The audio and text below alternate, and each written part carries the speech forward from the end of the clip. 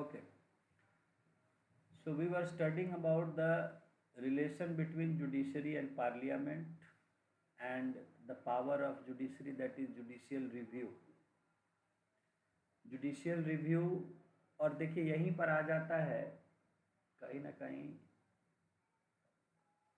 कि अभी हमने करंट में अभी देखा कि the supreme court has interfered in the governors right to assent to bills. We have seen that the governor of Tamil Nadu and Kerala, they had reserved some bills for president's consideration in a wrong way. So the state governments, Tamil Nadu government, and has gone to the Supreme Court to get a remedy, and the Supreme Court declared that the governor's action was erroneous and illegal.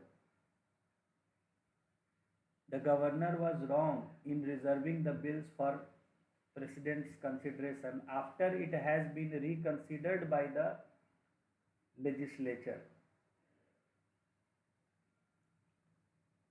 because after reconsideration of legislature the only option left to the governor is to give assent to the bills, but there was no time frame earlier, and in the judgment the Supreme Court has given a time frame of 1 month for the governor to give his assent after a bill has been reconsidered and passed by the legislature. तो ये तो इसका supreme court का फैसला है। Yes. तो ये संशोधन थोड़ी ना है कॉन्स्टिट्यूशन में, या फिर अलग से क्लॉज प्रोविजन डाल दिया गया। तो फिर इसका जजमेंट ठीक है। हाँ। तो इसी तरह से कोई दूसरे स्टेट का गवर्नर सेम केस किया तो फिर इसी तरह से सुप्रीम कोर्ट फैसला देगा। नहीं तो ये लॉ थोड़ी ना बन जाए, ये लॉ बन गया, लॉ अब बन गया, परमानेंटली हो गया पूरे इंडिया में कि हर स्टेट पे लागू। ये हर लागू। आपको यही ना बताए थे कि the high court and supreme court are court of record, जो वो जजमेंट देते हैं फिर वो बाइंडिंग हो जाता है आगे के लिए। अच्छा, कोर्ट ऑफ रिकॉर्ड का मतलब ही हो गया बाइंड हो गया, परमानेंटली हो गया जब तक इंडिया रहेगा। तो हाँ, तो अब ये सुप्रीम कोर्ट ने जो जजमेंट दे दिया, its effect is like a law, although it is not a law, but its effect is just like a law. तो अब उसने सेट कर दिया अपने जजमेंट में कि जब पहली बार गवर्नर के पास कोई बिल पास होके जाएगा लेजिस्लेचर से, तो with in 3 months he has to declare that he either assents to the bill or withholds his assent or reserves the bill for consideration of president. This he has to declare within 3 months. He cannot postpone the bills indefinitely without taking any action. And if the bill has been returned to the legislature for reconsideration, and after the legislature has reconsidered and passed the bill again, then the governor has to give assent to the bill within 1 month.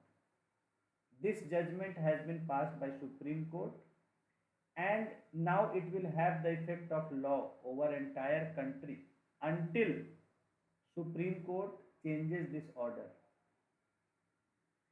Okay, because you know that the Supreme Court may revise its order.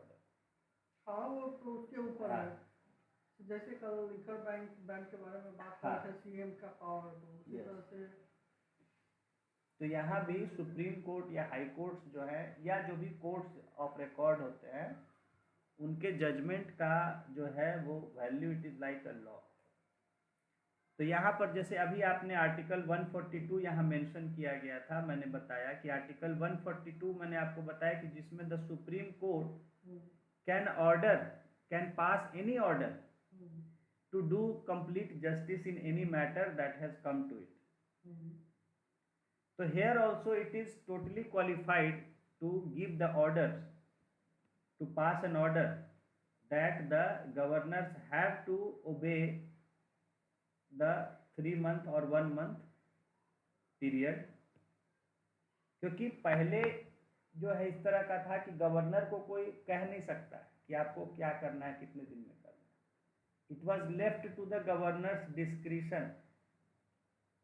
ठीक है ना, उसमें constitution में यही लिखा गया है कि as soon as possible he should declare his assent और दैट ही विथहोल्ड्स और reserves it for president's approval as soon as possible, लेकिन उसका कोई लिमिट डिफाइन नहीं किया। तो उस डिस्क्रिशन को मिसयूज किया गया फिलहाल तमिलनाडु के गवर्नर, और अभी केरला के भी ऐसा ही केस है। केरला में भी गवर्नर 29 महीनों से 29 months the bill has been pending, so they are also planning to go to the supreme court. कहाँ का? केरला। केरला ही का तो हो रहा है ना? नहीं, दिस इज तमिलनाडु। जो अभी जजमेंट आया वो तमिलनाडु के केस में आया, तमिलनाडु के गवर्नर। कल हम केरला ही के बारे में बात करते हैं। केरला के भी जो है में ऐसा ही सिचुएशन है, वहाँ के भी गवर्नर ने बिल्स को 29 महीने से रोका हुआ है। तो हाँ, तो उस पर अब बहस चल रही। केरला के भी जो है, तो केरला गवर्नमेंट जो है सुप्रीम कोर्ट जाने की तैयारी कर रही है। वही तो स्टेटमेंट आया हुआ ना कि historic victory for states, Kerala says governor should heed warning. Kerala सरकार तरफ से कहना है कि गवर्नर जो हैं जितने भी राज्यों के, उनको ये सुप्रीम कोर्ट की जो है जो चेतावनी मिली है उसको ध्यान देना चाहिए। खैर,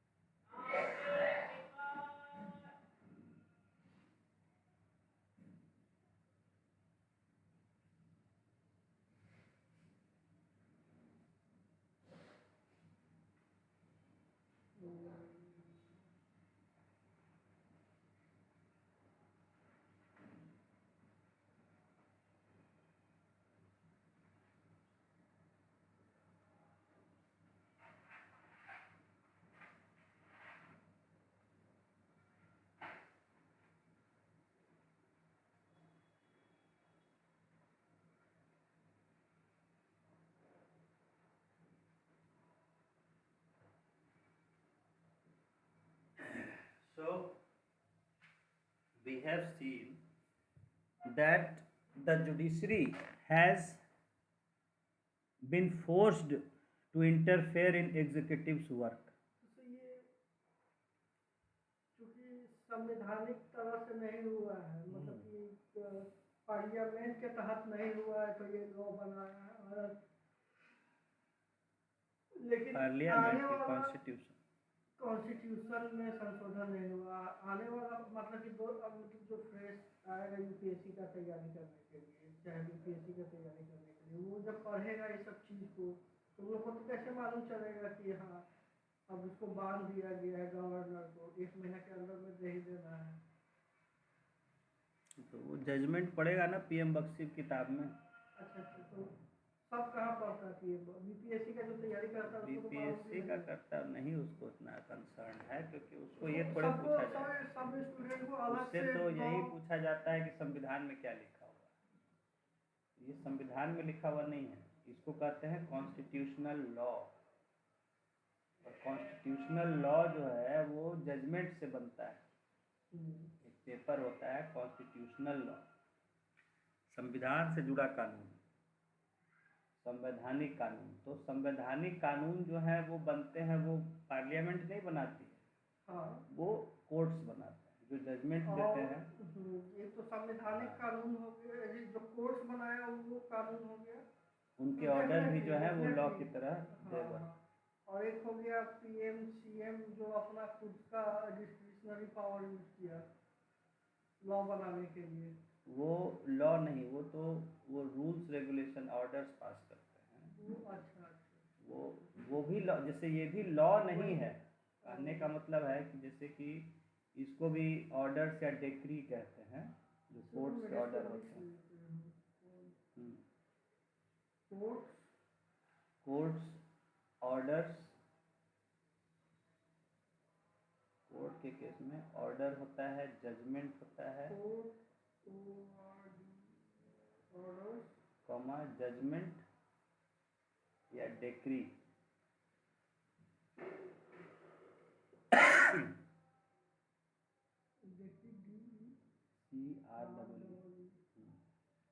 तो ये वर्ड यूज होते हैं, ठीक है ना। और ये जो मिनिस्ट्री जो पावर वो यूज करते हैं उसको कहते हैं, ये क्या कहते हैं, मतलब कि कॉन्स्टिट्यूशनल लॉ। हाँ, ये कॉन्स्टिट्यूशनल लॉ, डेफिनेटली कॉन्स्टिट्यूशन के ही खिलाफ उस पे काम करेगा वो कोर्ट, तो क्या कहेंगे कॉन्स्टिट्यूशनल लॉ।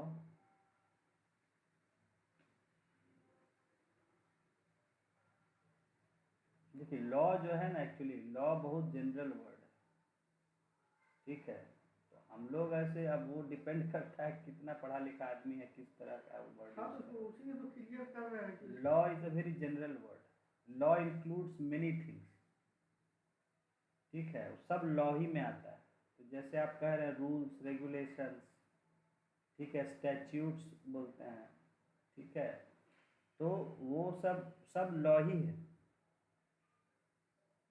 तो जैसे कॉन्स्टिट्यूशनल लॉ बोले तो इसमें आपका ऑर्डर्स, जजमेंट्स, डिक्री, ठीक है, ये सब आ जाता है कॉन्स्टिट्यूशनल लॉ। और ये मिनिस्ट्री, ठीक है, फिर वहाँ जब आप एग्जीक्यूटिव या गवर्नमेंट की बात करें, गवर्नमेंट लिखिएगा, तो गवर्नमेंट के होते हैं ऑर्डर्स, गवर्नमेंट का ऑर्डर इशू होता है, या तो ऑर्डर,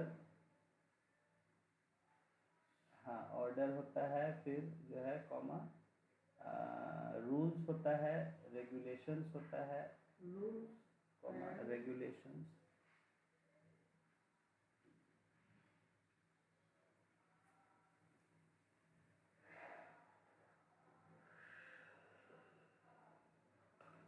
उसके बाद ठीक है।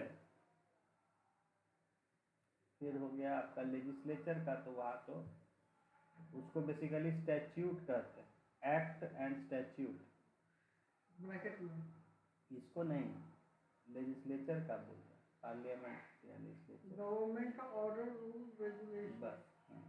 और ये पार्लियामेंट या लेजिस्लेचर का लिख लीजिए।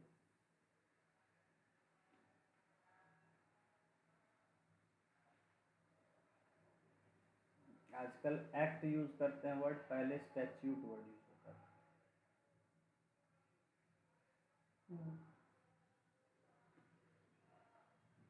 लेजिस्लेचर को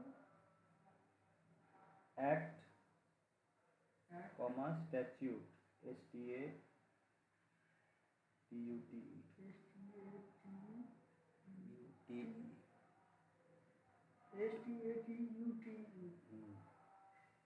स्टैट्यूट मतलब ये भी वर्ड है, जैसे एक्ट आज यूज करते हैं, पहले स्टैट्यूट कहते थे, लॉ। ये सबको पावर है इस तरह से लॉ को यूज करने, इस तरह से लॉ को यूज करना है। लेजिस्लेटर भी एक्ट बना सकता है, गवर्नमेंट, और मतलब पार्लियामेंट ही होगा। और जो सरकार है, मतलब कि जिसके पास मिनिस्ट्री है, उसका ऑर्डर अलग हो गया। और जो पार्लियामेंट में जो कॉन्स्टिट्यूशन अमेंडमेंट के लिए या फिर लॉ बनाने के लिए तो पूरा पहले दिन अप डाउन, मतलब लोकसभा राज्यसभा में पास करना पड़ेगा। तो ये पार्लियामेंट तो अलग चीज हो गया है, वो तो सब जान रहा है, तो आम आदमी भी जान रहा है कि कैसे लॉ बनता है। गवर्नमेंट जो ऑर्डर देते हैं, जैसे लिकर बैंक या ये गवर्नमेंट का ऑर्डर है, अगर आम आदमी चाहे तो इस पे कोर्ट जा सकता है। आम आदमी चाहे तो कोर्ट जा सकता है कि कहाँ नहीं जा सकता, कोर्ट तो हम किसी भी चीज पे जा सकते हैं। अगर हाँ, तो बात तो सही है। कोर्ट कोर्ट हमें किसी भी चीज़ से अगर हमें एग्रीमेंट नहीं है, हम नहीं उसको मानते हैं, तो कोर्ट हम जा सकते हैं कि भाई ये चीज़ हम नहीं, ये गलत है इस पे। हाँ, किस आधार पर आप कोर्ट जा रहे हैं, है ना। कोर्ट कोई ग्राउंड चाहिए ना, कि कोई कानून को वायलेट करता हो, किसी चीज़ को वायलेट, आपके किसी अधिकार को वायलेट करता हो, तभी मिल जा सकता है। तो लेकिन लिकर बैंक अधिकार में थोड़ी ना आएगा। तो मैंने वही बोला ना कि कोर्ट आप जाइएगा तो किसी, आखिर कोई ग्राउंड पे न जाइएगा। हाँ किसी से भी आप कोई विवाद करते हैं, डिस्प्यूट करते हैं, तो उसका कोई ग्राउंड होता है ना, बिना ग्राउंड के थोड़े है। हाँ अब जैसे मान लीजिए बीजेपी सरकार कोई राष्ट्रपति फैसला करते हैं, मैं कहता हूँ मुझे पसंद नहीं है, अरे भाई किस आधार पर पसंद नहीं, क्यों नहीं पसंद, कोई ग्राउंड होना चाहिए ना, कि भाई मुझे क्या मतलब, कोई लेना ही देना नहीं है, मैं करूँ मुझे पसंद नहीं। आखिर there should be some concern, some violation, something, आपको क्या प्रभाव पड़ रहा है, आपको क्या दिक्कत है, क्यों दिक्कत हो रहा है। खैर, यहाँ देखिए तो रिकैपिचुलेट का मतलब क्या होता है? रिकैपिचुलेट मतलब फिर से उसको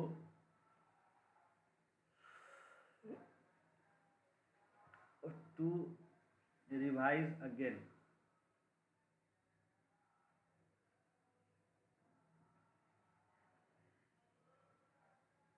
ये कहाँ मिल गया वर्ड? लेट अस, वही उसका अच्छा अच्छा, यहीं पर मिल गया। Let us recapitulate that briefly, वही जो है फिर से जो पिछले बातें जो कुछ ऊपर हम लोग कहे थे उसको दोबारा से, हाँ उसको भी हम चर्चा कर रहे हैं। देखिए, तो यहाँ हमने कल देखा कि the Indian constitution is based on, देखिए समझिए बहुत इंपॉर्टेंट है, ध्यान दीजिए। The Indian constitution is based on a delicate principle of limited separation of powers and checks and balance. देखिए इतना हम लोग का कॉम्प्लेक्स सिस्टम है, इतने सारे पोस्ट हैं, उनके पावर्स हैं, अथॉरिटी हैं। पहले यूनियन और स्टेट्स के बीच में पावर्स का डिवीजन है, फिर यूनियन में 3 डिवीजन है, लेजिस्लेचर, जुडिशरी, एग्जीक्यूटिव, वहाँ सबके पावर्स का डिवीजन है। फिर लेजिस्लेचर में है, एक तरफ लोकसभा एक तरफ राज्यसभा, उनके बीच में डिवीजन। जुडिशरी है, उनके पावर्स डिफाइंड है। फिर एग्जीक्यूटिव है, उसके powers defined, president, vice president, सब, काउंसिल ऑफ मिनिस्टर्स और भी जो है। फिर इसी तरह जो है आपका यूनियन में हो गया, फिर इसी तरह स्टेट में है, लेजिस्लेचर, एग्जीक्यूटिव, जुडिशरी। लेजिस्लेचर में कहीं है एक हाउस, कहीं 2 हाउस। जुडिशरी जो है उसमें हाई कोर्ट्स और तरह तरह के कोर्ट्स हैं। फिर एग्जीक्यूटिव में गवर्नमेंट। तो इतने तरह के पावर्स का डिवीजन, तो उसमें क्या है, हमारा जो कॉन्स्टिट्यूशन है उसमें हमने एक डेलिकेट बैलेंस बनाया हुआ है, कि जहां लिमिटेड सेपरेशन ऑफ पावर्स भी है, कि हमने कोशिश किया है सबके पावर्स को सेपरेट करना, ताकि एक को दूसरे के ऐसा नहीं लगे कि हमको दखल दे रहा है मेरे मामले में। समझ गए? Separation of powers is very important. हाँ, दखलबाजी किसी को पसंद नहीं होता है। Nobody wants that if he is acting then others should interfere. ये ह्यूमन नेचर में ही नहीं। आदमी चाहता है कि जहां मेरा अथॉरिटी हो वहां मेरा ही सिर्फ अथॉरिटी, नहीं तो वो अथॉरिटी नहीं लेगा, फिर हमको इसको देना है, हम काम करेंगे तो हाँ हम ही काम करेंगे मेरे हिसाब से। So that is why the constitution has separated, try to give limited separation of powers, लेकिन पूरी तरह अलग नहीं कर सकते भाई, जब हम एक ही गवर्नमेंट में काम कर रहे हैं, एक ही गवर्नमेंट में, एक ही डिपार्टमेंट में अगर कोई काम कर रहा है तो उसके पावर्स कितना सेपरेट कर पाइएगा? कहीं ना कहीं आपस में जुड़ा हुआ है। आखिर सबसे मिलके ही ना बनता है। आप किसी भी डिपार्टमेंट में ही सोचिए ना। अब डिपार्टमेंट में ही है कि आप जो है, मान लीजिए एक पुलिस में सोच लीजिए कि पुलिस में मान लीजिए सब इंस्पेक्टर ही है, थानेदार ही है। अब कोशिश किया गया है कि सबको थाना बांट दिया गया, ये थाना आपके अंडर, ये थाना आपके अंडर, ये थाना आपके अंडर है। लेकिन ऐसा थोड़े होता है, मामला ऐसा होता है कि एक से ज्यादा थाना, पता चला उस थाने का आदमी यहाँ के गड़बड़ कर रहा है, जो उस थाने के एरिया में रहने वाला आदमी है वो यहाँ के गड़बड़ कर रहा है, तो दोनों थाने इन्वॉल्व हो गए। नेचुरल है कि दोनों लोग को। अच्छा, उसके बाद आपको पता है कि गवर्नमेंट में इतने डिपार्टमेंट्स हैं, सबको मिलजुल के काम करना पड़ता है। तो पूरी गवर्नमेंट इतनी कॉम्प्लेक्स है, तो उसमें आप जो है बहुत ज़्यादा सेपरेशन करना पॉसिबल नहीं है। अभी देखिए, अभी आपके सामने है उदाहरण, हमने डिस्कस किया इंडिपेंडेंस ऑफ जुडिशरी, कि जुडिशरी इंडिपेंडेंट है। लेकिन यहाँ देखिए, जो काम, जो पॉलिटिक्स था, जो आपके स्टेट लेवल पर तय हो जाना चाहिए था, उसमें सेंटर को घसीट लिया गया कि प्रेसिडेंट के लिए कंसिडर करेंगे। और उसके बाद फिर तो सुप्रीम कोर्ट में चले गए लोग, और सुप्रीम कोर्ट को क्या करना पड़ा? गवर्नर के काम में दखल देना पड़ा कि भाई आप 1 महीने में निपटाइए। अगर गवर्नमेंट पहले से किए रहते सही से, तो क्या सुप्रीम कोर्ट को जरूरत पड़ता उनके काम में दखल देने का? नहीं। जुडिशरी को ये बताना नहीं पड़ता गवर्नर को कि भाई आप इतने दिन में अपना काम कीजिए और आपका ये काम सही है कि गलत है। एक गवर्नर भी सोचते हुए कि भाई गवर्नर हम हैं, हम ही बॉस हैं राज्य के, लेकिन उनको सुनना पड़ गया सुप्रीम कोर्ट का। क्यों? क्योंकि अपना काम ठीक से नहीं किया। समझिए इस बात को, अगर गवर्नर ने सही से फैसला किया होता, सही काम किया होता, उनका अपना डिग्निटी बना रहता, ये नौबत नहीं आती कि उनके मामले में कोई दूसरा इंटरफेयर कर रहा है या उनको कोई क्रिटिसाइज कर रहा है। लेकिन गवर्नर वैसे ही नहीं किए, तो उसके कारण अब सुप्रीम कोर्ट का आ गया ना बीच में दखल। अब सुप्रीम कोर्ट ने बाइंड कर दिया कि 3 महीने में, और नहीं तो 1 महीने में आपको उसको अप्रूवल दे देना है। तो गवर्नर उसको थोड़े अच्छा लग रहा होगा कि सुप्रीम कोर्ट ने उनके मामले में टांग अड़ा दिया है। अब सभी गवर्नर्स को तकलीफ लग रहा होगा कि हम पर ही बंधन आ गया भाई कि अब 3 महीना में देना है, नहीं तो पहले सोचते थे कि लटका देंगे, जुर्माना होगा करेंगे। भाई यही तो पावर्स हैं, इसी को तो एंजॉय करता है कोई भी। एक बात है, आदमी दुनिया में क्या एंजॉय करता है? पावर या फिर पैसा। यही ना, पावर कहीं, पैसा कहीं, जो कहीं। पैसा तो अलग हो गया, चलिए हाँ, आम आदमी जो उसके पास है उसको अवेलेबल जो कर सकते हो, पावर है, पावर को एंजॉय करता है। अब उसके पावर में दखल दे रहा है दूसरा लोग, तो वो जो है बहुत नागवार गुजरता है किसी को भी। ठीक है, दुनिया में आपको मैं बता रहा हूँ, सबसे प्रिय जो होता है आदमी को, पावर होता है, उसमें कोई दखलंदाजी नहीं करता। पावर बड़ा है कि पैसा बड़ा है? पावर बड़ा है कि पैसा बड़ा है? देखिए, पावर और पैसा दोनों एक ही चीज, खाली रूप अलग अलग। समझ गए? लेकिन वैल्यू किसका है? फिर मैं वही बता रहा हूँ, नहीं समझ रहे। दोनों एक ही चीज है, पावर पैसा है और पैसा पावर है। तो मान लीजिए कि बिना पैसा का पावर होगा? एक बात है, मान लीजिए कि हमारे पास हम जा रहे हैं कोई मंत्री को 1 करोड़ रुपया दे के खरीद लेना, चाहे मान लीजिए कि जज को जा रहे हैं खरीद लेने के लिए, लेकिन अगर जज नहीं खरीद रहा है तो हमको छोड़ेगा नहीं। तो बताइए पावर बड़ा हो गया कि पैसा बड़ा हो गया? आप दूसरा चीज उठा रहे हैं, वो आप तो ये भी तो यही बात कर रहा हूँ, इस सिचुएशन में कौन सा बड़ा हो गया? बड़ा छोटा का यहाँ बात नहीं है, आप उसको गलत ढंग से इंटरप्रेट कर रहे हैं। यहाँ आप दूसरी बात कर रहे हैं, यहाँ आप कह रहे हैं कि भाई जज काहे नहीं बिका। तो जज क्यों नहीं बिका? वो उसके अपने अधिकार में, उसके सोच पर है, वो नहीं बिकेगा, या ज्यादा पैसा चाहिए था उसको, या जो भी बात हो। That is a different issue. Value बढ़ गई या इस इशू में तो वैल्यू पावर का बढ़ गया तो नहीं। अब हम लोग थोड़ा सा, चलिए छोड़िए, डाइवर्ट हो रहा है। आइए मेन इशू पर आते हैं हम लोग अपना। वो बातें आप जो कह रहे हैं वो अलग चीज़ है। पावर या पैसा, मैंने कहा कि कोई बड़ा नहीं है ना कोई छोटा है, ठीक है। रियलिटी में आप अगर लाइफ में देखिए, अब एक बात आइए, इतना मंत्री किस लिए बनने के लिए आदमी परेशान है, बात है।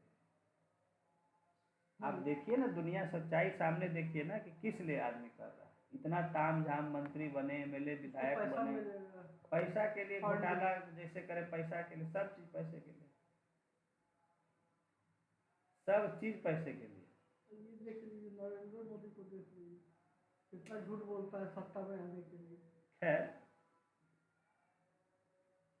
तो हर चीज पैसे के लिए, ठीक है। हाँ, उसके तरीके अलग अलग है, थोड़ा सा रूप अलग अलग है। तो पैसा हो, पावर हो या नाम हो, सब एक ही तरह की चीज है।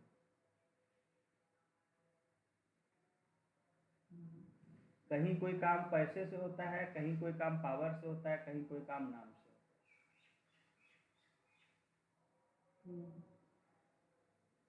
कहीं आप जाते हैं काम कर, कहता है भाई मेरा नाम ले लेना, काम कर देगा तुम्हारा, वहाँ नाम से हो जाता है।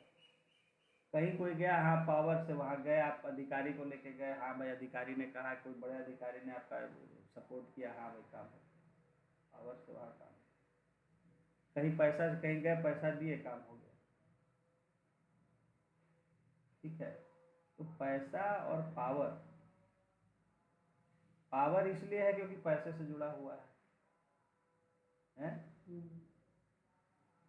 अब एक राष्ट्रपति है, पावर तो बहुत, उसको बहुत बड़ा पोस्ट है, उसको कोई वैल्यू को पूछता है? कोई नहीं पूछता है राष्ट्रपति को, मेरी सच्चाई बात जानिए, कोई नहीं पूछता है। उसको कुछ पावर ही नहीं है, माने वो, उससे किसी को फायदा ही नहीं है। आम आदमी को कोई फायदा नहीं है। क्या फायदा है उससे? आम आदमी को कोई वैल्यू ही नहीं। किसी को कोई वो मॉनेटरी बेनिफिट दे सकता है? भाई मंत्री है, वो तो है कि टेंडर दे देगा, ये दे देगा, वो दे देगा, तो लोग उसके आगे पीछे जी हजूरी करने में लगे। उसको कुछ मॉनेटरी बेनिफिट देने का अगर नहीं है तो उसको कोई पूछेगा? आदमी को कोई नहीं पूछता है, ठीक है ना।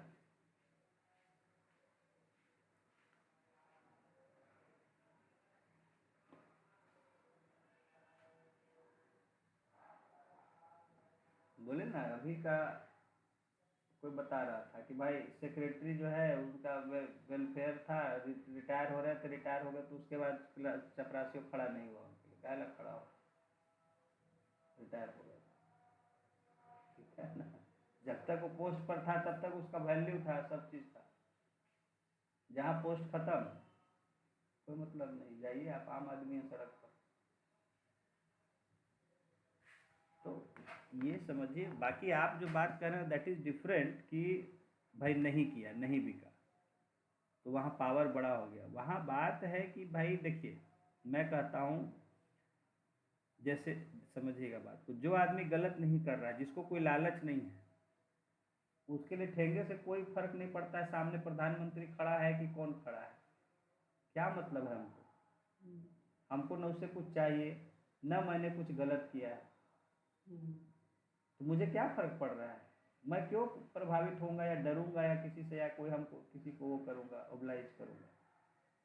तो मुझे उससे कुछ चाहिए नहीं, और ना मैंने कोई गलत किया है कि मुझे कोई डर है किसी तरह, है ना। आगे पीछे कौन करता है भाई? प्रधानमंत्री आ गए, मंत्री आ गए, मंत्री आ गए, कौन? जिनको जिनको उनसे पैसा चाहिए, जिनको उससे फेवर चाहिए, अरे मंत्री साहब आ गए, मंत्री साहब आ गए। जिसको कोई फेवर नहीं चाहिए तो मंत्री रहे, प्रधानमंत्री रहे, अपने उससे रहे, हमको क्या मतलब है तुम, समझ गए। तो ये चीज़ है। तो आप कहे कि नहीं बिका, नहीं बिका, रे भाई तो आपको गरज है, आपने कुछ उसको ज़रूरत था आपको, तो आप उसको गए थे उसको फेवर में करने के लिए, वो नहीं किया, उसके पास अधिकार है अपना कि हाँ वो करे चाहे नहीं करे। दोनों अलग इशू है। वैसे करने नहीं करने पर कोई चपरासी भी अड़ जाएगा अपना जगह तो वो भी भारी पड़ जाता है। तो नहीं हम देख करेंगे, चुके हमको हैं, अथॉरिटी, हम नहीं करेंगे। हम देख चुके हैं, हाँ आधार कार्ड ऑफिस में गए थे हाँ तो उसने नहीं दे रहा था। हाँ, उसको उसको वो अथॉरिटी उसी को है। और झाड़ भी रहा था, डांट हाँ रहा था आम हाँ आदमी को, हाँ गेट का पूरा पावर वो अपना हाँ रोब दिखा रहा था हाँ। गेट तो पे। जिसको जहाँ जो जितना मिला उतना ही में वो दिखाता है अपना, जिसको जो मिला। बोले ना कि एक था बेचारा हमारे साथ में रहता था, उन्हें रहता क्या था बगल का, तो वो कोर्ट में जो है डिस्ट्रिक्ट कोर्ट में वो ये करता था, मतलब क्लर्क टाइप का था कोर्ट में। कोई आया बुलाया, बुलाने उलाने का काम था उसका, बहुत नॉर्मल, बहुत छोटा पोस्ट था। उसी कुर्सी पर कोई बैठा हुआ था, वो कड़क के बोल दिया मेरे कुर्सी कैसे बैठ गया, खड़ा हो गया बेचारा। कोई आके करा रहे तुम कमिश्नर साहब हैं, उनको ऐसे बोल दिया। तो कहा हम का जानना है कमिश्नर हैं कि कौन है, नहीं है, लेकिन हाँ मेरे कुर्सी बैठा हुआ था, हम बोल दिए कड़क के। फिर इसको ला के जाके फिर बोला कह रहे सर हम नहीं जान रहे थे, लेकिन उसका अथॉरिटी, उसके कुर्सी पर कोई नहीं बैठ सकता है, उसका कुर्सी है तो वो किसी को बोल सकता है, चाहे प्रधानमंत्री क्यों ना बैठा हो। और उठ गया बेचारा, समझा कि मेरी गलती है, मैं बैठ गया उसकी कुर्सी पर। ये तो बहुत बड़प्पन हो गया है। हाँ, बड़प्पन माने उसका बड़प्पन क्या माने, समझिए समझदारी है। बड़प्पन भी कहिए, समझदारी कहिए। समझदारी क्या, वो उसके बाद उसको कुछ भी कर सकता था, झाड़ भी सकता था, कहा कैसे झाड़ देगा, क्यों झाड़ देगा, अपना रोब दिखा सकता था, पावर दिखा सकता था। कोई पावर रोब नहीं वहाँ, यही ना बोल रहे हैं। समझदारी है कि भाई आप गलत, उसके उसका जो जगह है उसको बैठने का, उस पर आपको बैठने का है ही नहीं, आपको बैठने के लिए जहाँ वहाँ बैठिए।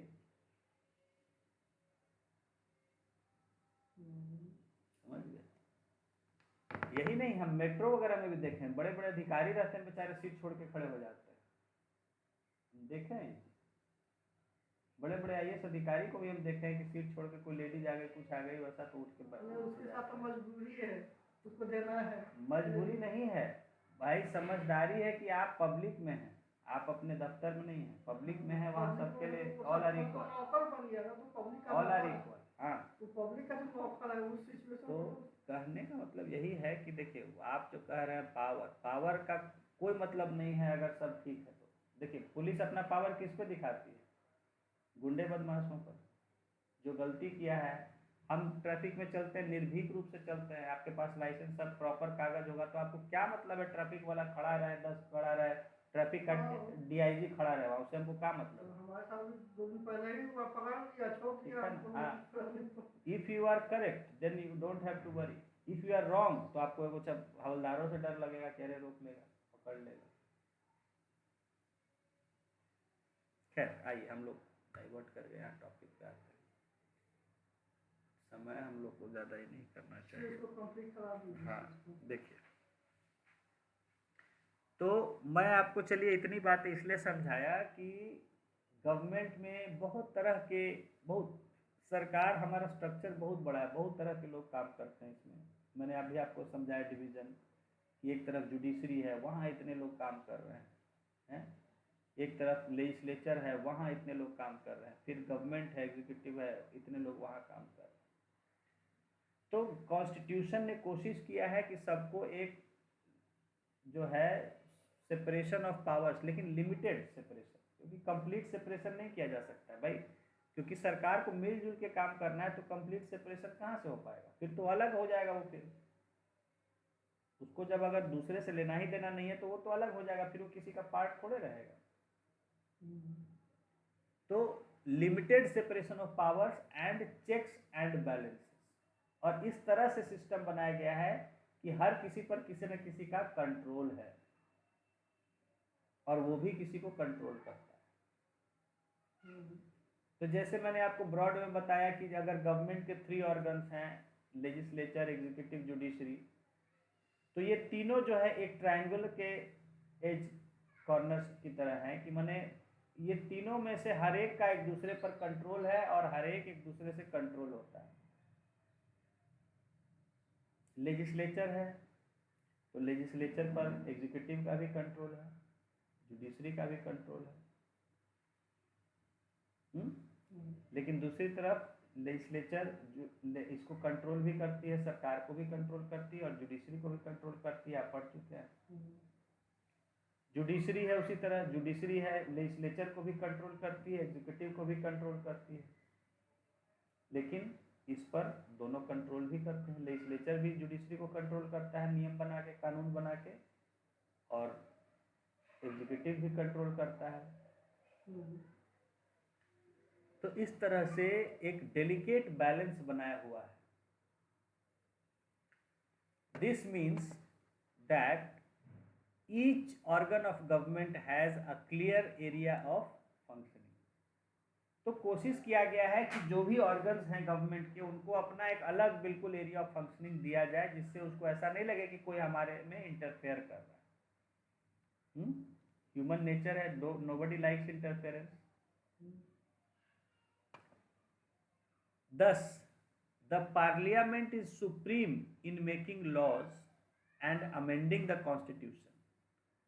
जहाँ तक लॉज बनाने की बात है और संविधान को बदलने की बात है, सुधार करने की बात है, वहाँ पार्लियामेंट सुप्रीम है उसमें, यानी वो किसका एरिया है?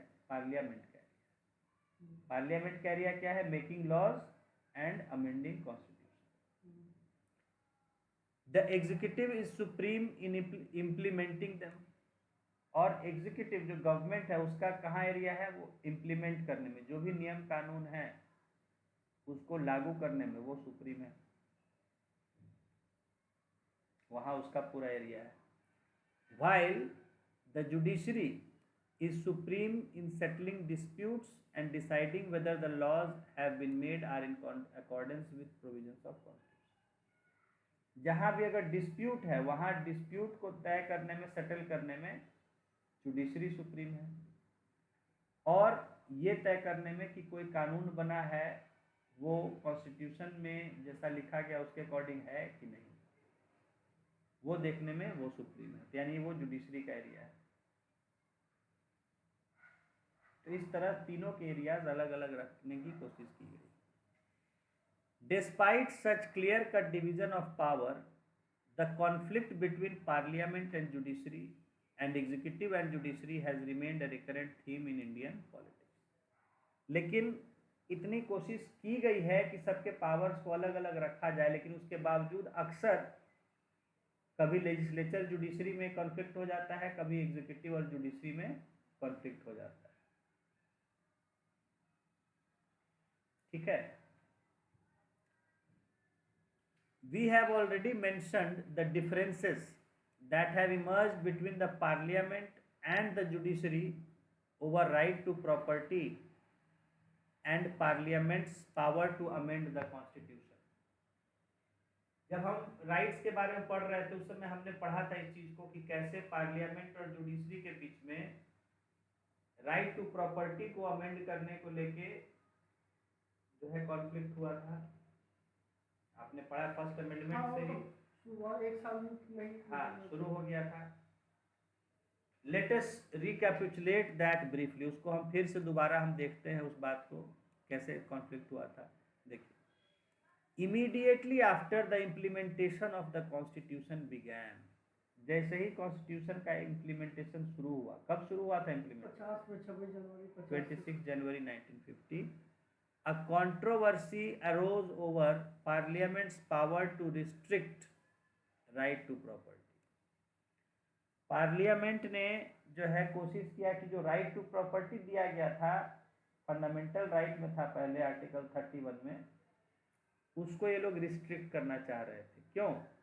आपको पता है हिस्ट्री कि जैसे ही संविधान लागू हुआ और जो देश की सरकार थी उस समय वो चाहती थी कि भाई, उन्होंने प्रॉमिस किया था कि हम जमींदारी को ख़त्म करेंगे, जिनके पास बहुत ज़्यादा ज़मीनें हैं उनसे ज़मीनें लेके, और जिनके पास बिल्कुल भी नहीं है ज़मीन उनको कुछ हम ज़मीन देंगे ताकि वो जीने का उनको अधिकार मिले ढंग से।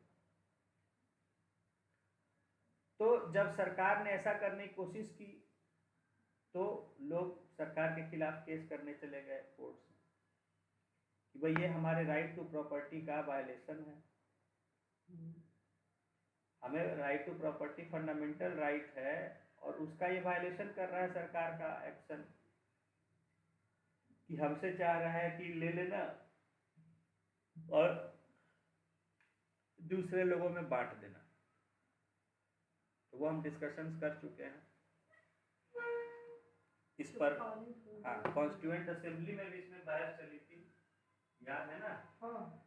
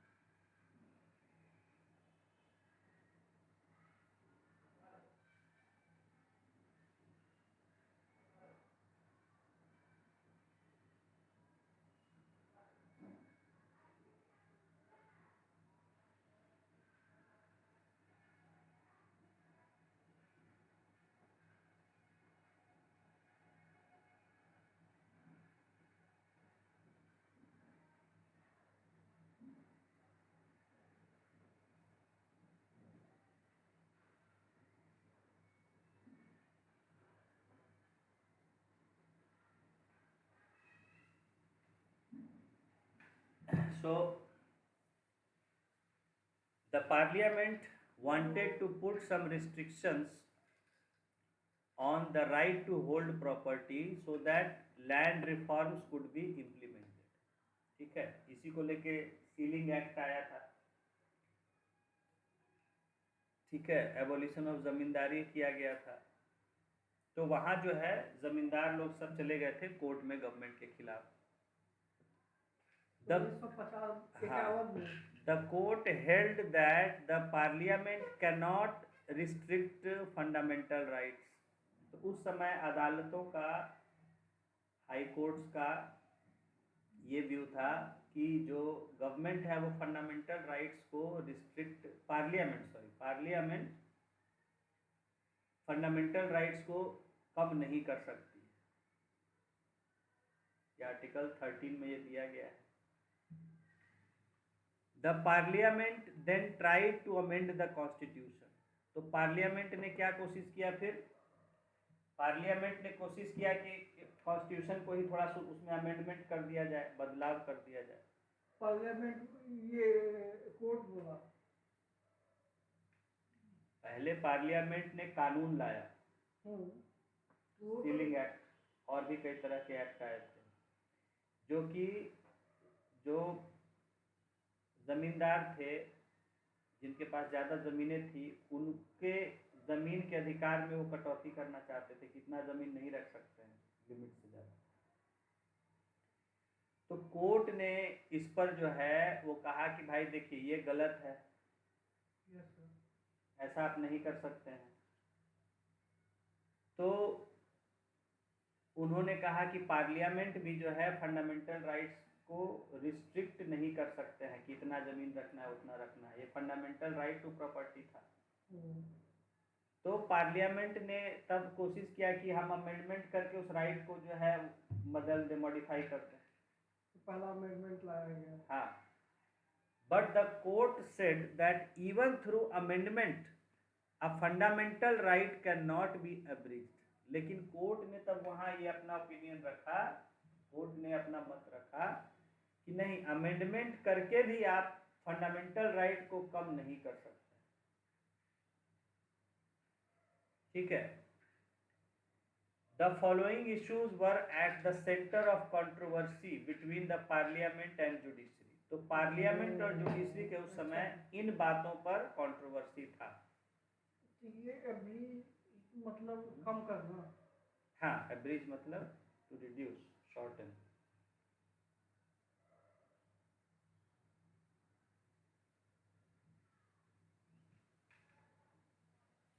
ठीक है।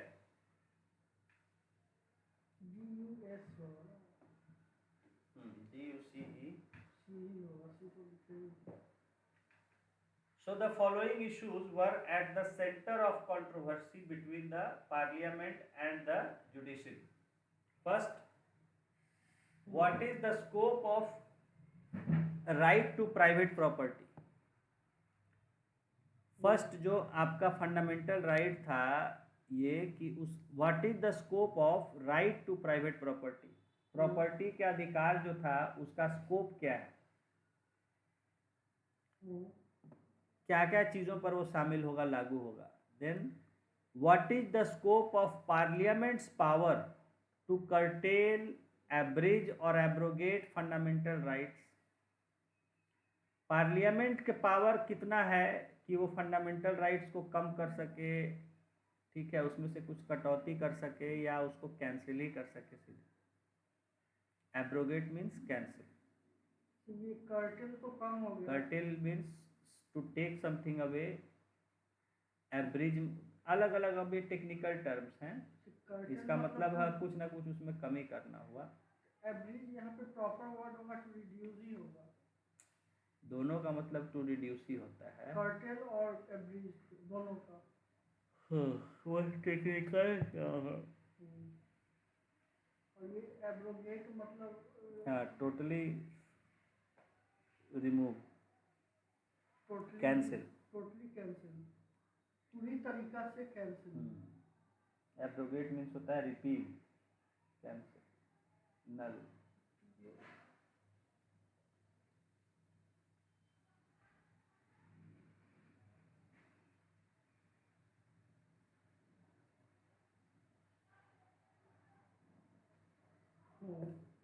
Okay, and then next point is what is the scope of parliament's power to amend the constitution।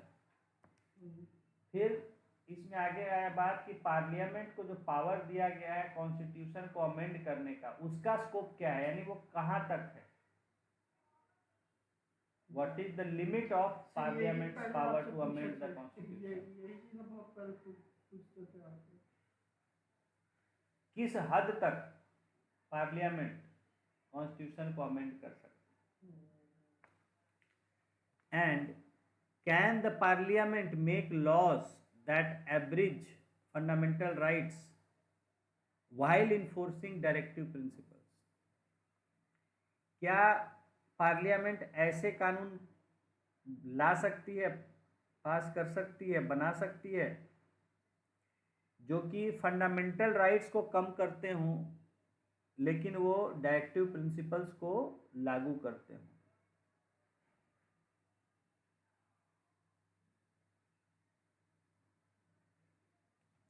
समझ में आ गई बात?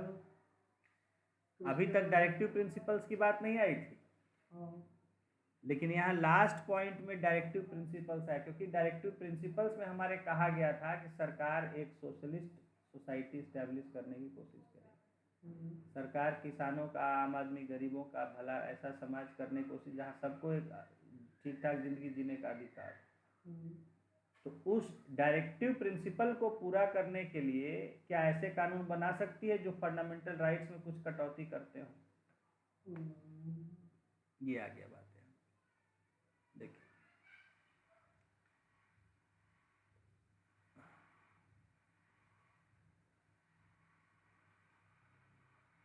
During the period 1967 and 1973 this controversy became very serious। 67 और 73 के बीच में ये कंट्रोवर्सी काफ़ी सीरियस हो गया, काफ़ी ज़्यादा मामला पेचीदा हो गया। Apart from land reform laws enforcing preventive detention,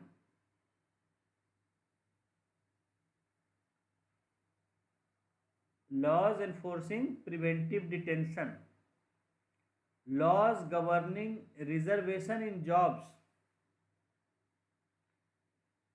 regulations acquiring private property for public purposes, and laws deciding the compensation for such acquisition of private property were some instances of conflict between the legislature and the judiciary। तो कहा गया कि इन कहाँ land reform laws के अलावा laws enforcing preventive detention, जहाँ ऐसे कानून बनाए जा रहे थे कि जो किसी अपराधी को अपराध करने से रोकते हैं। 3 महीना तक की हाँ, तो प्रिवेंटिव डिटेंशन के कानून,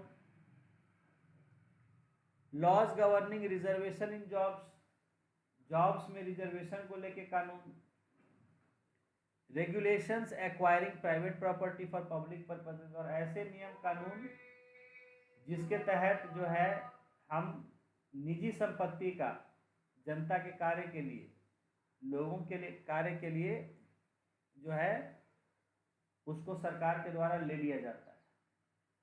ये आपको पता ही होगा, मान लीजिए कहीं सड़क बननी है तो उसमें ज़मीन आती है, वो ले ली जाती है लोगों से।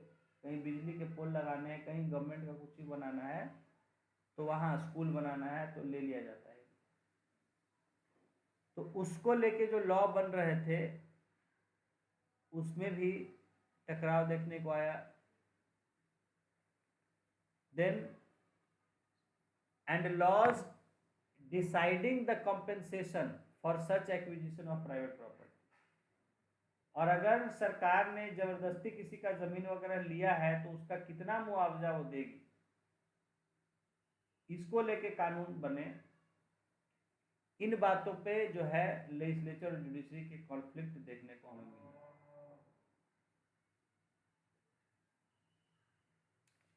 In 1973, the Supreme Court gave a decision that has become very important in regulating the relations between the Parliament and the judiciary since then.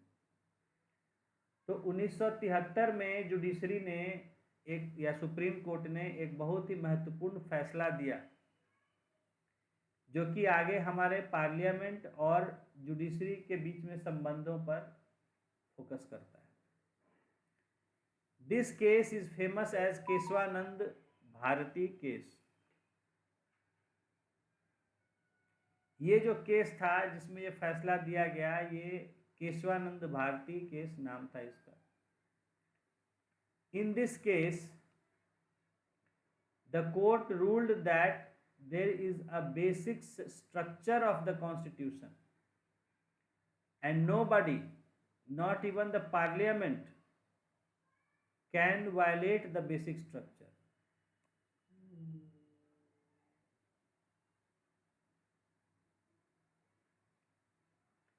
तो यही यहाँ केशवानंद भारती केस जो 1973 में आया,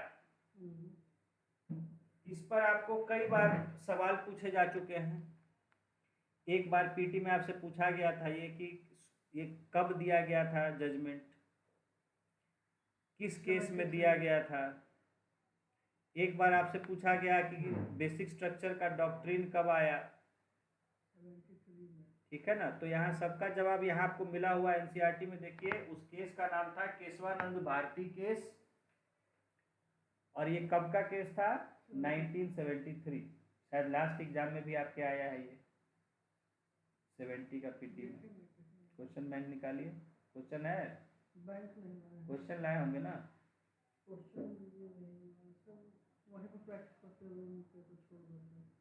छुटा हुआ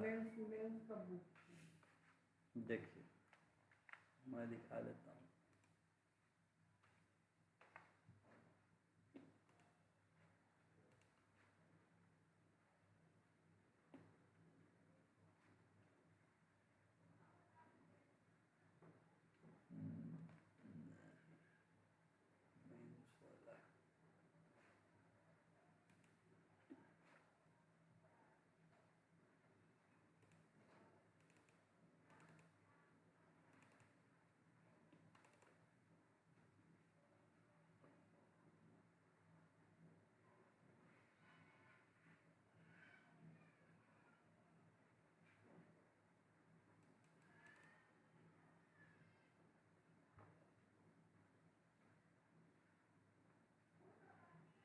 मिक्स फॉर्म में था इस बार क्वेश्चन,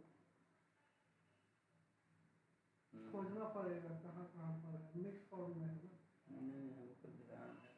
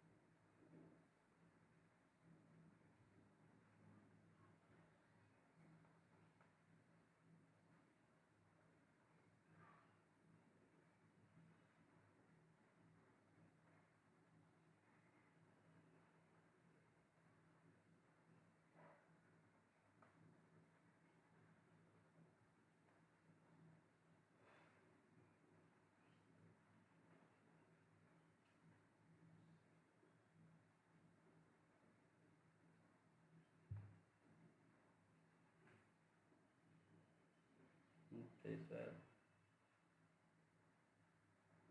12 मिक्स करके कर दिया।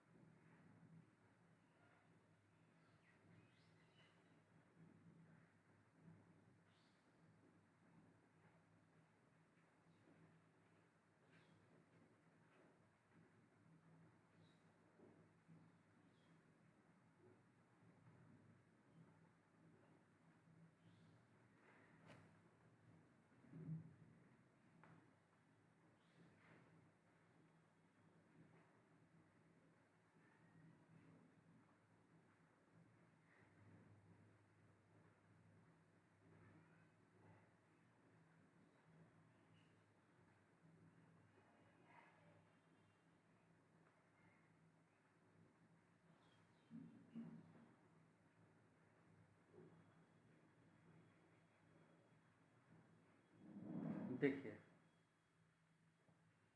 ये क्वेश्चन देखिए अब आ गया, मिल गया, देखिए ये भी क्वेश्चन। अब इसको देखिए, by which time governor has to return an ordinary bill to the concern state for reconsideration. पहले इसका No कोई time टाइम limit. लिमिट नहीं था, लेकिन अब क्या हो जाएगा, 3 मंथ। ये भी पूछा हुआ है, टफ क्वेश्चन है, ठीक है ना। क्वेश्चन आसान नहीं हाँ, है। तो पहले कोई टाइम लिमिट नहीं था, एज सुन एज पॉसिबल खाली लिखा हुआ था, लेकिन अब उस पर भी देखिए बदल गया उसका। अब पढ़ाने वाले को उसको पढ़ाना पड़ेगा 3 मंथ्स। नहीं मिला, पता नहीं दूसरे में था कि पता नहीं सही।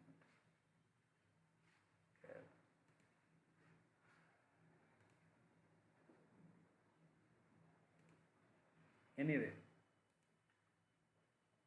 कम से कम कोई दूसरा तो मिल गया, इम्पोर्टेंट क्वेश्चन। सो नॉट क्या बोल रहा है, in this case the court ruled that there is a basic structure of the constitution and nobody, not even the parliament, can violate the basic structure. The court did 2 more things. First, it said that right to property was not part of basic structure and therefore could be suitably abridged. Secondly, the court reserved to itself the right to decide whether various matters are part of the basic structure of constitution. तो court ने आगे के लिए reserve कर लिया कि वो तय करेगा आगे चल के कि कौन सी चीजें हैं जो बेसिक स्ट्रक्चर में आती हैं, और अपने आगे के जजमेंट्स में उसने धीरे धीरे बहुत सारी चीजें तय की हैं कि ये चीजें जो है वो बेसिक स्ट्रक्चर में आती हैं और ये जो है वायलेट नहीं किया जा सकता अमेंडमेंट से भी, पार्लियामेंट के द्वारा। This case is perhaps the best example of how judiciary uses its power to interpret the constitution. ठीक है, this ruling has change the nature of conflicts between the legislature and the judiciary. तो ये जो judgement दिया, अब ये भी binding हो गया आगे के लिए। अब जो है बेसिक स्ट्रक्चर को वायलेट करने जैसा कोई कानून नहीं बना सकती है parliament. as we studied earlier, the right to property was taken away from the list of fundamental rights in 1979. And this also helped in changing the nature of the relationship between the two organs of government.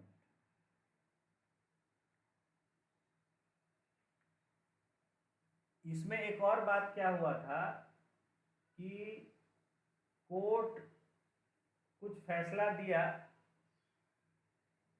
उसको parliament ने क्या किया, constitution में amendment करके वो बदल दिया, amendment कर दिया कॉन्स्टिट्यूशन में, वो फैसला तब खत्म हो गया। कोर्ट कुछ फैसला देती थी तो पार्लियामेंट उसको अपना पावर से उसको अमेंड कर देती कॉन्स्टिट्यूशन में, भाई आखिरकार कोर्ट जो है कॉन्स्टिट्यूशन के ही ना उस पर फैसला देती है। हाँ तो वो हटा ही दिया वही उसने चीज। कॉन्स्टिट्यूशन को अमेंड कर दिया। ऐसा कई बार होने लग गया। और तब फिर ये कहे कि तो इन्होंने क्या किया कि आगे कानून बना दिया कोर्ट कि कोर्ट बनाया कानून। कोर्ट थोड़े कानून बनाता है, अच्छा अच्छा। पार्लियामेंट ने कानून बनाया कि अब से जो भी कानून 9th शेड्यूल एक वहां लाया गया, 9th शेड्यूल में डाला जाएगा, उसको उस पर जांच नहीं कर पाएगा कोर्ट कि वो कॉन्स्टिट्यूशनल है कि नहीं है। 9 शेड्यूल से छेड़छाड़ नहीं कर सकता है कोर्ट। नहीं, जो कानून 9th शेड्यूल में डाल दिया गया उसमें फिर वो कोई जांच नहीं कर सकता है, कोई उस पर जजमेंट नहीं दे सकता है। हाँ ठीक है। तो इन्हीं सब चीजों और 9th शेड्यूल में आप देखिएगा, मैंने दिखाया था आपको, जितने भी लैंड रिफॉर्म के लॉज हैं वो सब 9th शेड्यूल में डाले हुए हैं। भाई सरकार ने देखा कि हम जितने लैंड रिफॉर्म के ला रहे हैं वो सब जो है कोर्ट में चला जा रहा है, कोर्ट उसके कभी खिलाफ या लटकाए हुए है। आपको मैं दिखाता हूं। तो हम लोग 9th शेड्यूल देखते हैं।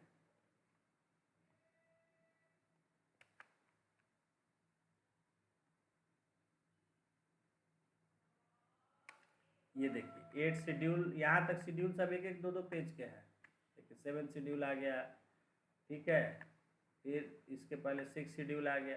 अब यहाँ देखिए शुरुआत हो रहा है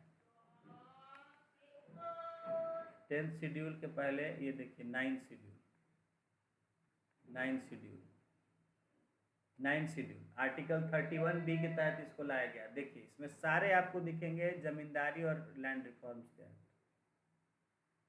50, 48, 49 उसके जितने कानून आए थे उस समय, ठीक है, सब देखिएगा लैंड से जुड़ा हुआ जितने लॉज हैं,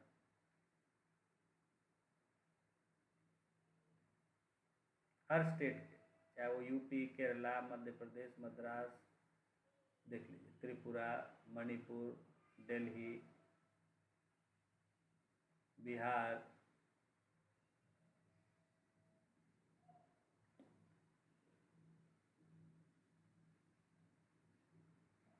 ये सब डाल दिए गए 9th शेड्यूल में। सब देखिए कानून है लाइन से। कोई फायदा नहीं है हम लोग को ठीक है।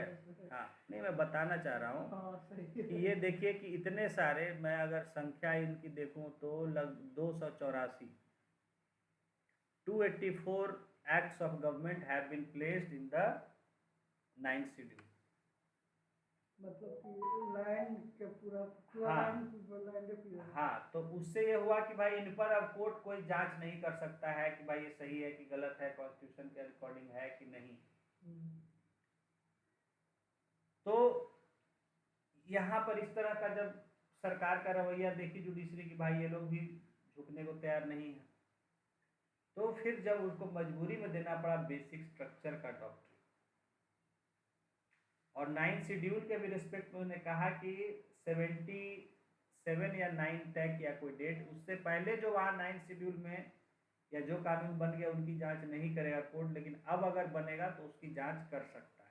अब 9th शेड्यूल में आप डाल के बच नहीं सकते हैं। तो मतलब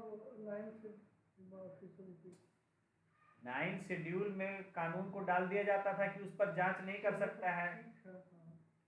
तो सुप्रीम कोर्ट ने कहा कि पहले जो हो गए, अब आप 9th शेड्यूल में किसी कानून को नहीं डाल सकते हैं, और वो कानून ऐसा नहीं है कि वो हम जांच नहीं कर सकते। ये भी अपना पावर दिखा रहा है।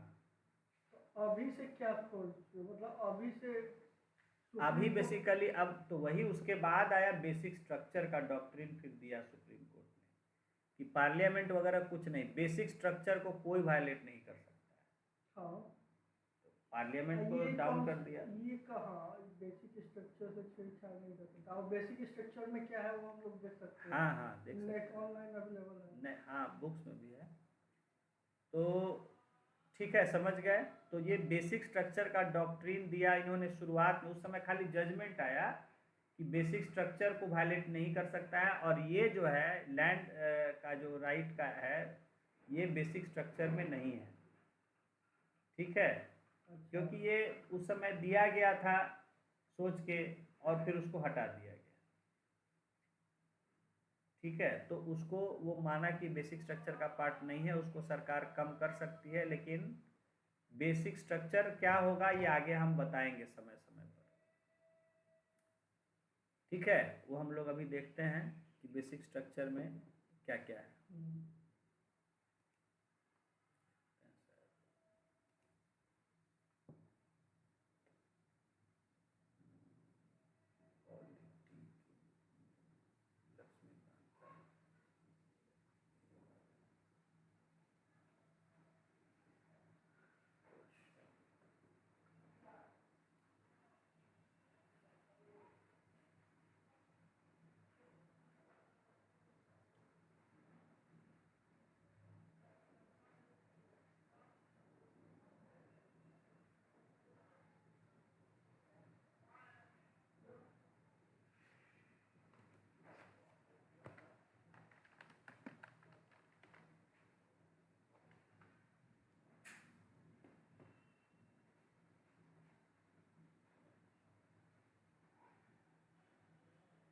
चलिए इसको देखते हैं, ये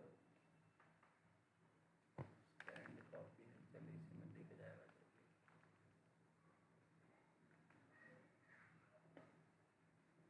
भी। ये 13 नंबर कहाँ है? ये 12 हाँ, 12 127 पेज नंबर है ना।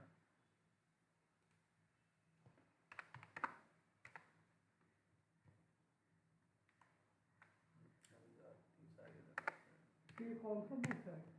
हम्म,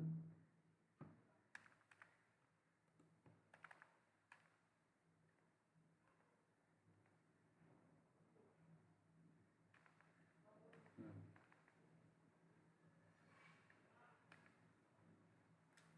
तो देखिए यहाँ है आपका एलिमेंट्स ऑफ बेसिक स्ट्रक्चर, क्या क्या दिया है। ठीक है, एक minute.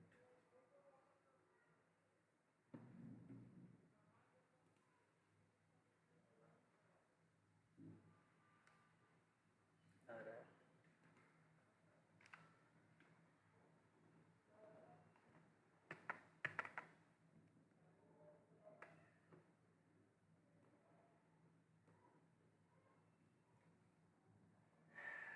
The present position is that the Parliament under Article 368 can amend any part of the Constitution, including fundamental rights, but without affecting the basic structure of the Constitution. ठीक है। However, the Supreme Court is yet to define or clarify as to what constitutes the basic structure of the Constitution. From the various judgments, the following have emerged as basic features of Constitution or elements of basic structure of Constitution. Supremacy of the Constitution,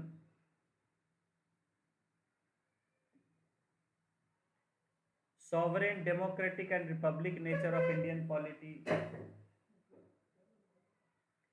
secular character of Constitution, ठीक है, separation of powers, मैं भेज दूंगा आपको ये list. इसको भेज दीजिए। हाँ, federal character of constitution, federal nature. लेकिन कुछ समझना पड़ेगा ना कि हाँ। ये तो पढ़ लिए, याद कर भी लिए, हाँ। लेकिन अब एक एक चीज को समझना होगा। हाँ, समझा दूंगा। Unity and integrity of nation, welfare state, judicial review, freedom and dignity of individual, parliamentary system, rule of law। अच्छा, ये पूछा था ना, हाँ। रूल ऑफ ओरिजिन पूछा था। harmony and balance between fundamental rights and directive principles, ये देखिए, ये जो है ठीक है, harmony and balance between fundamental rights and directive principles, principle of equality,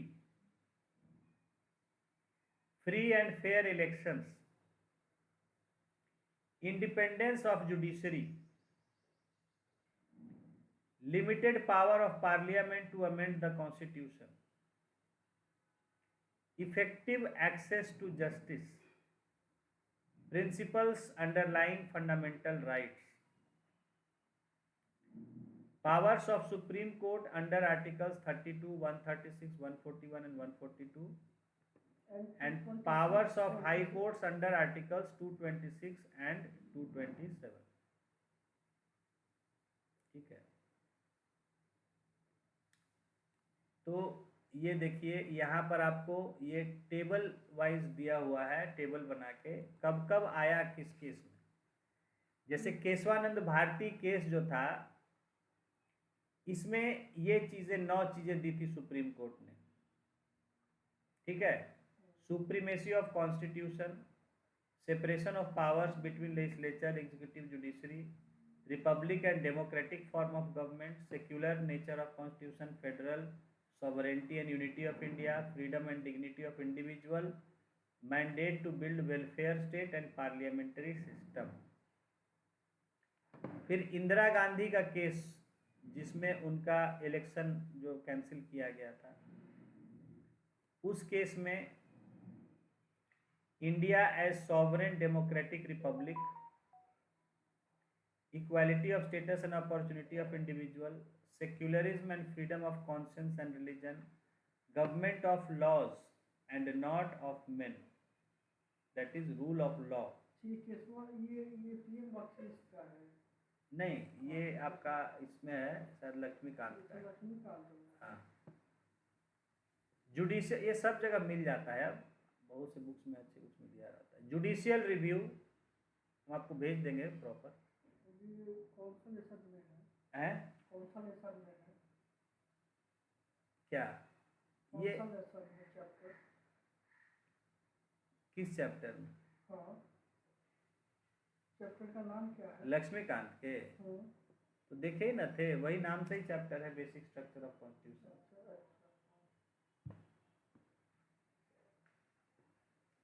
judicial review, free and fair elections. फिर मिनर्वा मिल्स केस आया 1980 में। कहाँ पे हुआ है? मिनर्वा मिल्स कहाँ पे था? मिनर्वा मिल्स हमको लगता है ये कहाँ था, केरला में था कि कहाँ था? नहीं, Minerva Mills case, Minerva Mills जो था बैंगलोर का था sir. Limited power of parliament to amend the constitution,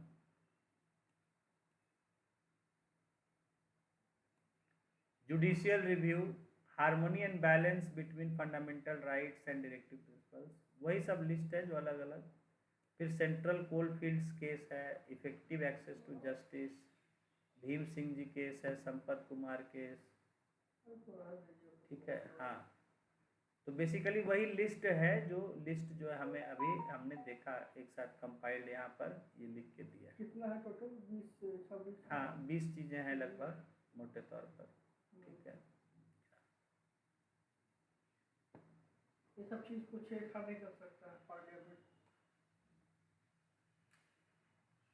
इसको मैं आपको कल डिटेल में करा दूंगा, एक काम करिए, ठीक है। आज मैं आपको लिस्ट दे दूंगा, उसको आप एक डिस्कशन करना। हाँ, क्योंकि हर बार पूछ रहा है क्वेश्चन, इस पर हर बार मेंस में आ रहा है, इस पर इसी टॉपिक। हाँ, इसी टॉपिक पर आ रहा है। देख लेते हैं, एक मिनट क्वेश्चन देख लेते हैं। खत्म कीजिए ना इसको। नहीं, खत्म तो यही ना है, आगे यही चीज है। अच्छा, यही? अच्छा, क्वेश्चन खाली राइट। हाँ,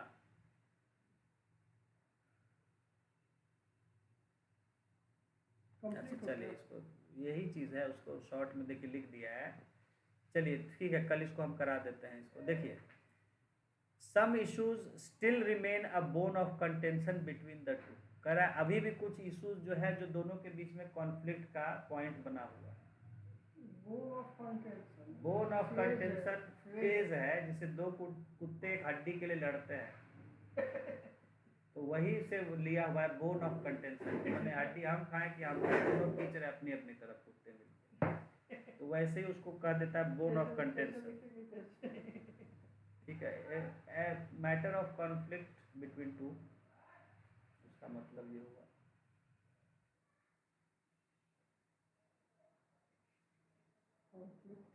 between two parties.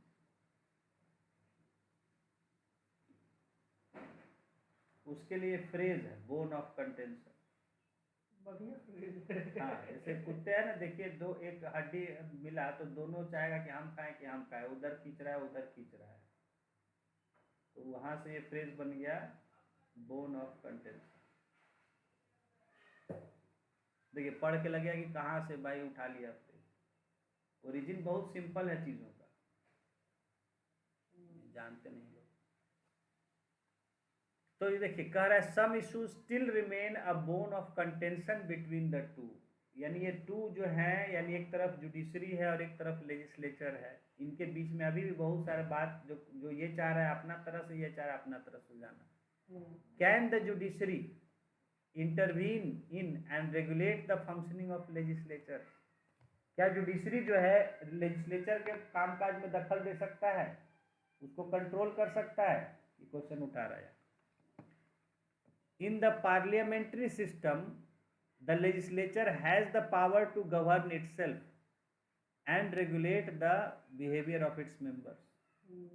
Parliamentary system में जो लेजिस्लेचर होता है वो अपने आप को खुद कंट्रोल करता है या अपने मेंबर्स को कंट्रोल करता है। Thus, the legislature can punish a person who the legislature holds guilty of breaching privileges of legislature. अगर लेजिस्लेचर को लगता है कि किसी व्यक्ति ने किसी ने उसके स्पेशल राइट्स हैं उसमें दखल दिया है, उसका वायलेट किया है, तो उसको सजा भी दे सकती है। ब्रीच मतलब वायलेट करना, उल्लंघन। ब्रीच मीन्स उल्लंघन।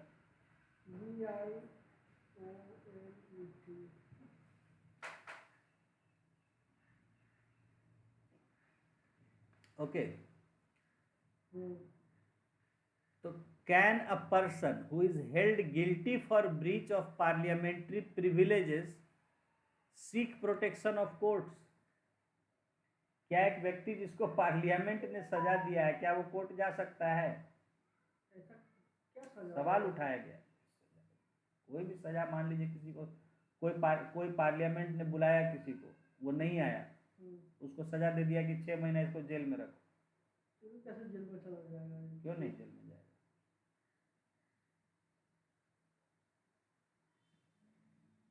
पार्लियामेंट को ही पावर है, अपने ब्रीच के लिए सजा भी किसी को दे सकता है। अच्छा, हाँ,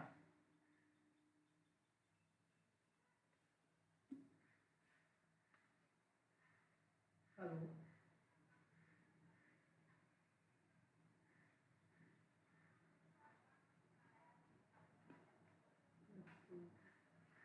ठीक है। Can a member of the, तो वही यहाँ कहा जा रहा है कि क्या उसके तहत भी किसी को सजा हो सकता है। हाँ, कैन, मान लीजिए कि कोई बहस का कोई नियम बना होगा ना कि उल्लंघन, पार्लियामेंट के उल्लंघन पे क्या क्या चीज है। हाँ, तो वहाँ जो है मान लीजिए पार्लियामेंट किसी को बुलाता है और नहीं आता है, तो उसको कहता है सजा, कोई भी उसके खिलाफ सजा, मान लीजिए कह देता है इसका सारा अकाउंट फ्रीज कर दो, या ये तो कहीं सजा जाने नहीं से। ना होगा, ये तो ऑर्डर देना होगा।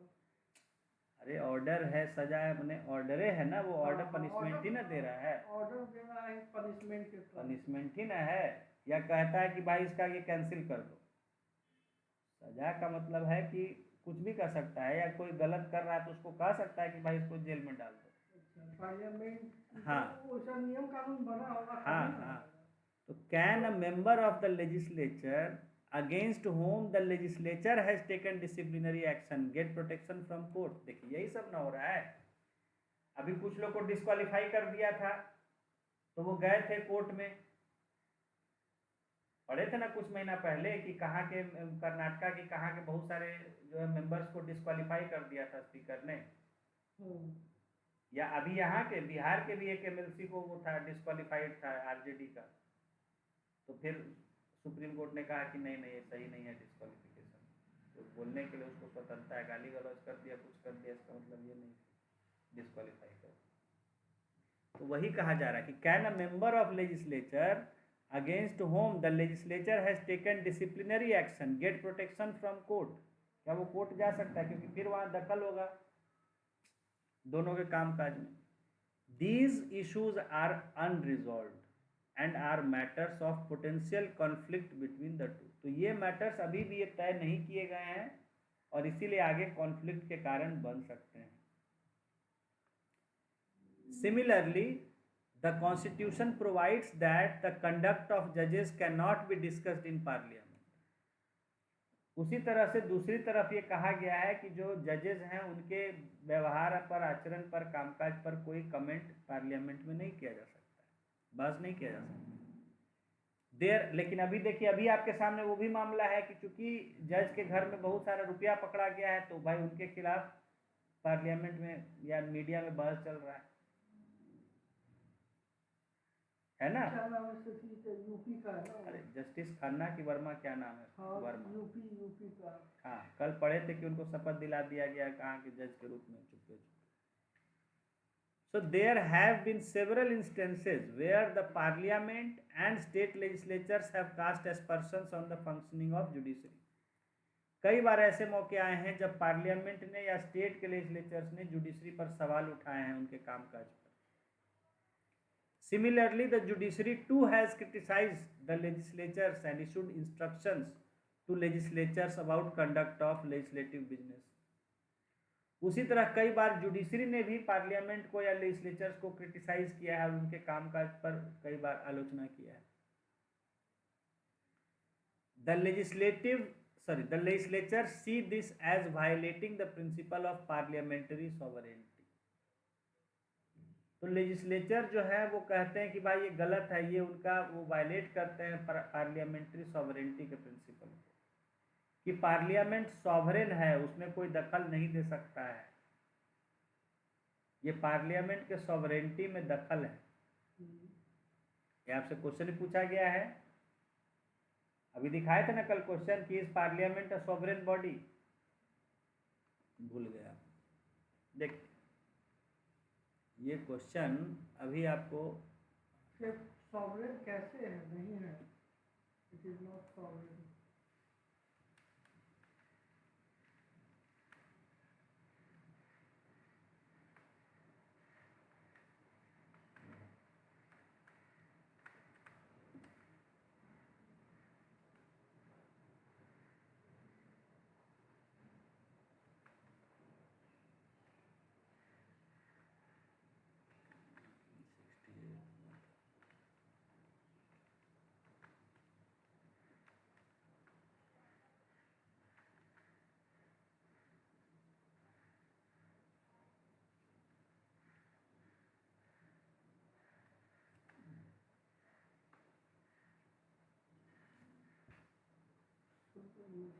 मान लीजिए हम उसको दूर से देखते हैं इस स्क्रीन को, तो अच्छा लगेगा। बड़े की टीवी खरीदना चाह रहा है, इतना बड़ा स्क्रीन सही रहेगा।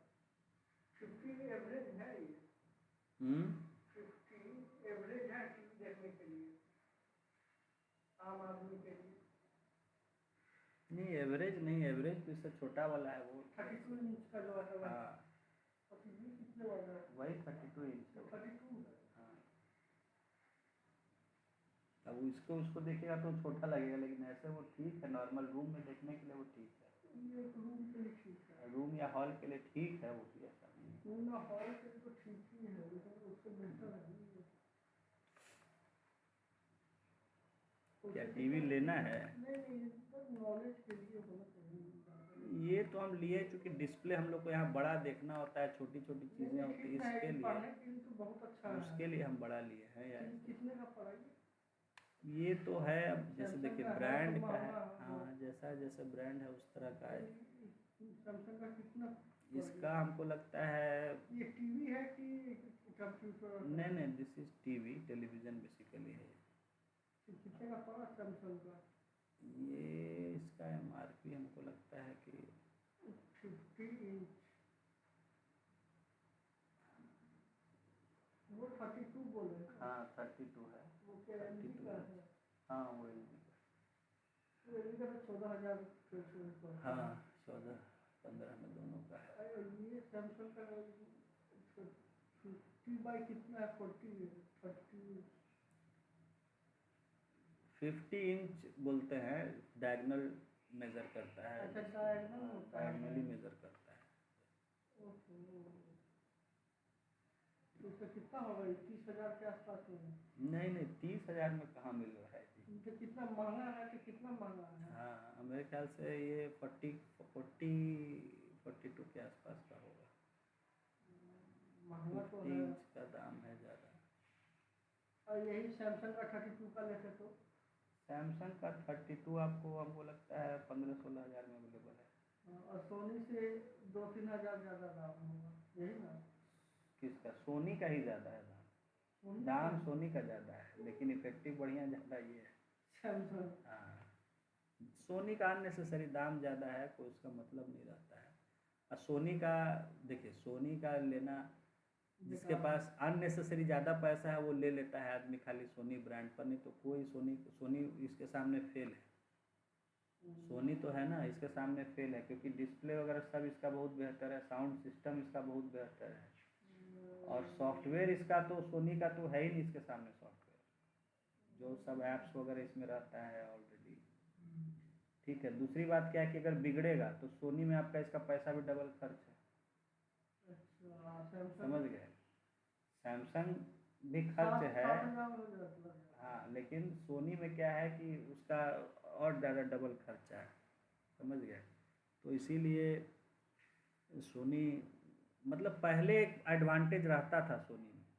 सोनी में पहले, आज से 20-25 साल पहले लेते थे लोग, तो उसमें रहता था एडवांटेज उसका कि लाइफ ज़्यादा है, वैसा उसका आउटपुट रहता था, क्वालिटी रहता था। है कि अभी लेकिन जब से सैमसंग आ गया है ना, तो ये सोनी को पीछे छोड़ दिया ये है। 40 साल 50 साल तक चल जाएगा, खाली सर्विसिंग करा चलेगा, आराम से चलेगा।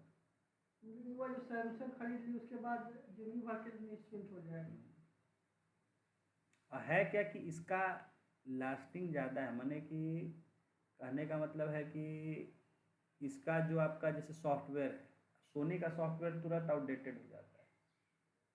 समझ गए? जैसे मान लीजिए सोनी में आपको यूट्यूब का दिया है, वो 1 आध साल बाद काम करना बंद कर देगा।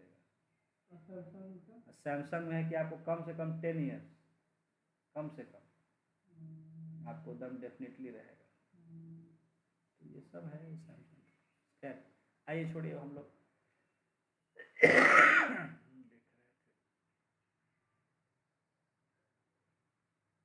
एक्चुअली सैमसंग इधर उभर के आया ना, तो सैमसंग ने स्क्रीन्स के मामले में सब कंपनी को पीछे छोड़ दिया।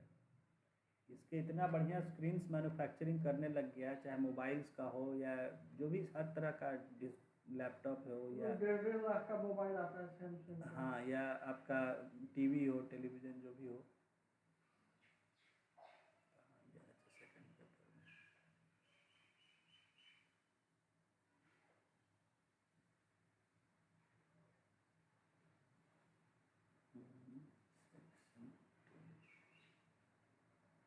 अच्छा, एक पेज इसका मिसिंग हो गया। क्वेश्चन बैंक लाया ना, लाई लाई दिखाइए, क्वेश्चन क्या था?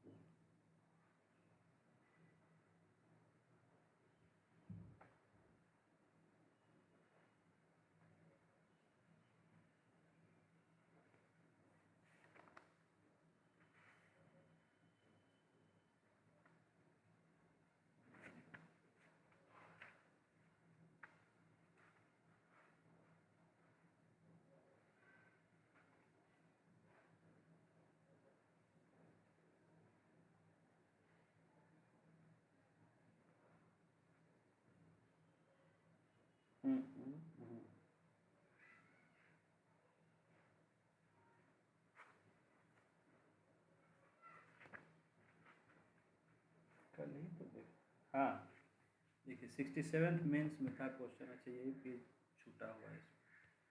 The Indian parliament is not a sovereign legislature, कल भी शायद चर्चा किए थे। It has vast but not unlimited powers.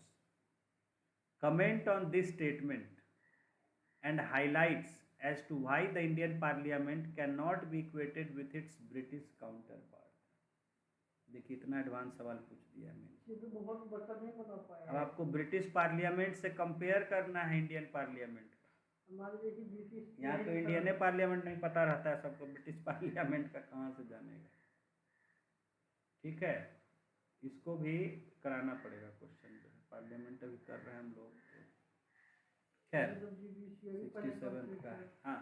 तो GBCA देखिए और पार्लियामेंट क्वेश्चन जो है आया हुआ उसको तो कराएंगे ना सब।